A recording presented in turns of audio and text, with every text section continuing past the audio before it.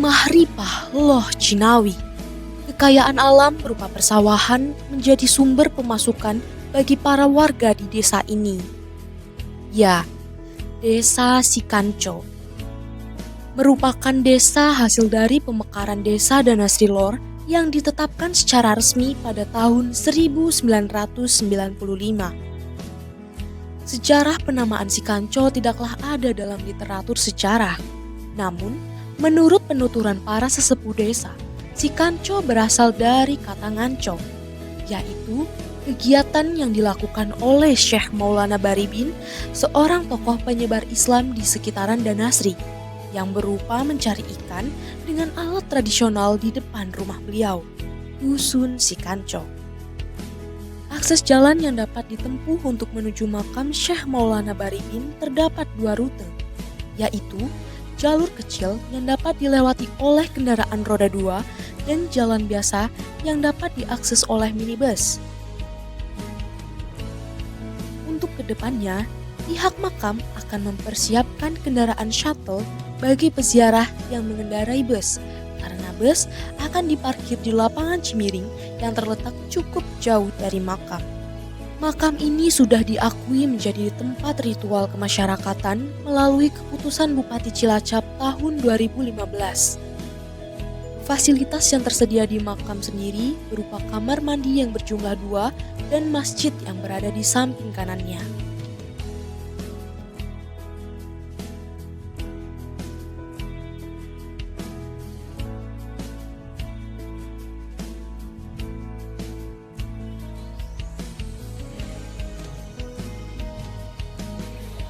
Di depan makam terdapat area parkir yang luas dan bangunan makam yang dapat memuat banyak peziarah sekaligus. Biasanya, para peziarah datang pada malam hari dan masyarakat setempat akan rutin mengadakan ziarah pada malam Kamis dan Jumat Kliwon sore sehabis waktu asar. Letaknya yang berada di desa yang asri dan sejuk menambah kekusyukan peziarah dalam mendekatkan diri pada Sang Hyang Pencipta.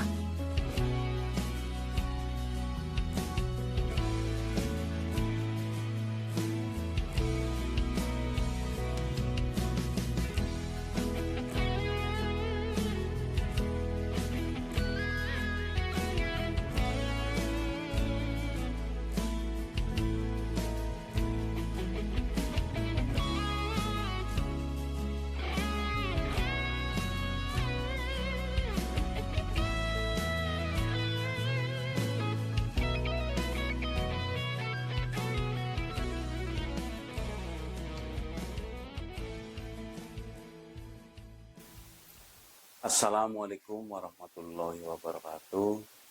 Saya Kepala Desa Sikanco, Wartoyo, ingin mengenalkan desa kita, yaitu Desa Sikanco. Jadi awal Desa Sikanco itu adalah pemekaran dari desa Danasrilor sejak 1990. Jadi Desa Sikanco adalah terletak di wilayah paling barat untuk Kecamatan Nusa Bungu. Dari Desa Sikanco tersebut, sebelah utaranya yaitu Desa Sibalung, Kecamatan Kemeranjen, Kabupaten Banyumas. Di sebelah barat Sikanco adalah Desa Mergawati, Kecamatan Kroya. Di sebelah selatan Desa Sikanco adalah Desa Danasri. Di wilayah atau di sebelah timurnya itu Desa Danasrilor. Jadi Desa Sikanco adalah desa yang ada wisata religinya, yaitu wisata religi Syekh Maulana Baribin. Seperti itu. Warga Desa Sikanco juga mayoritas warganya itu para petani dan para pedagang. Karena penduduknya sangat padat sekali, di sekitar penduduknya Desa Sikanco itu sekitar 6.000 kurang lebih. Jadi DPT tersebut juga sekitar 4.000-an tahun 2020 tersebut. Jadi wisata religi Syekh Maulana Baribin itu ada kegiatan malam Selasa, malam Rabu, malam Kamis, dan malam Jumat itu dari berbagai penjuru dari manca wilayah, ada dari Banyumas wilayah, Kebumen, dan wilayah Jayawapat. Untuk lebih tepatnya atau lebih jelasnya nanti akan disampaikan oleh beliau narasumber atau beliau Bapak Nur Syahidin. Terima kasih. Assalamualaikum warahmatullahi wabarakatuh. Bismillahirrahmanirrahim. Alhamdulillah rabbil alamin wa bihi nasta'inu ala umuri dunya waddin. Wassalatu wassalamu ala sayyidina Muhammadin wa ala alihi wa ashabihi wa man tabi'ahum bi ihsan ila yaumiddin. Amma ba'd. Alhamdulillah pada sore hari ini kita bisa hadir di makom Syekh Maulana Baribin Sikanco dalam rangka berziarah bersama, di mana makom Syekh Maulana Baribin merupakan salah satu destinasi wisata ziarah di Desa Sikanco, Kecamatan Nusawungu, Kabupaten Cilacap, dengan harapan membawa barokah dan manfaat bagi kita semua. Namun alangkah baiknya kita para peziarah mengetahui sedikit banyak sejarah singkat daripada Syekh Maulana Baribin. Itu siapa?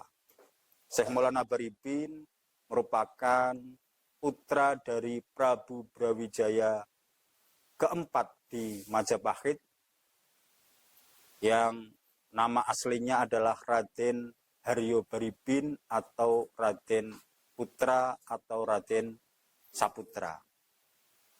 Ibunya berasal dari Pajang, di mana Syekh Maulana Baribin merupakan anak kelima dari pernikahan Prabu Brawijaya keempat dengan ibu yang dari Pajang. Menunjukkan bahwa Syekh Maulana Baribin merupakan putra seorang raja yang mempunyai hak mewarisi sebuah kerajaan besar, yaitu Kerajaan Majapahit. Namun, pasca wafatnya Baginda Raja Brawijaya keempat, di mana hak mewarisi Kerajaan Majapahit yaitu ada di tangan kakak beliau yang bernama Raden Ongko Wijaya, yang kemudian menjadi Prabu Brawijaya kelima. Nah, dengan berbagai macam pertimbangan dan saran, terutama dari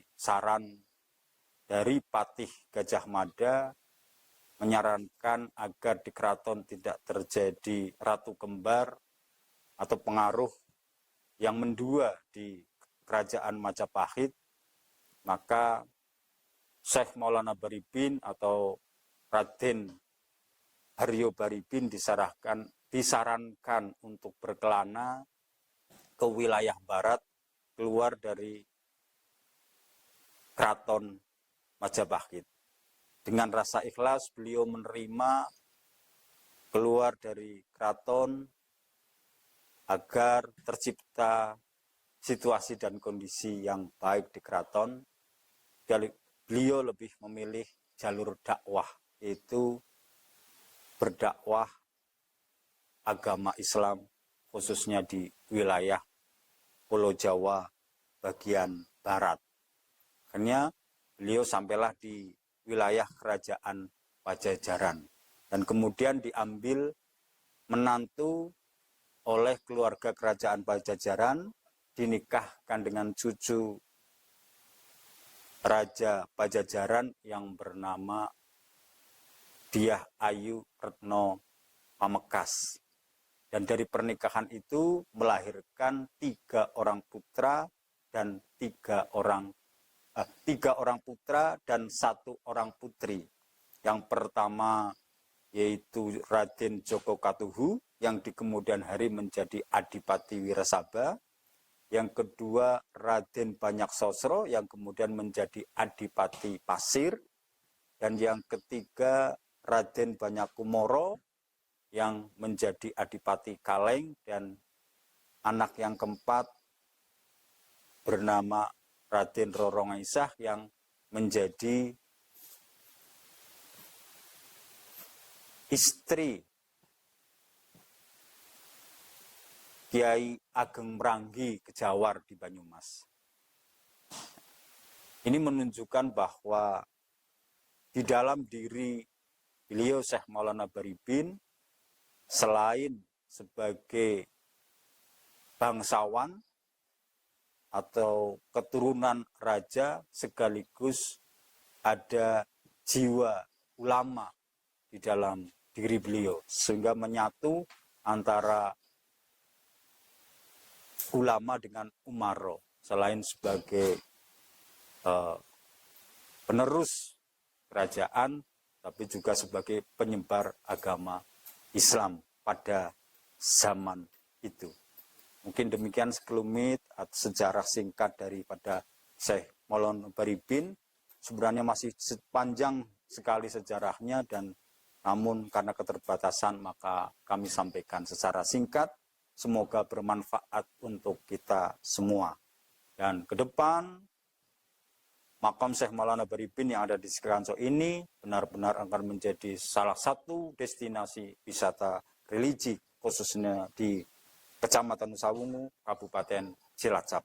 Demikian, terima kasih. Assalamualaikum warahmatullahi wabarakatuh. Untuk desaku bersatu, kerukunan,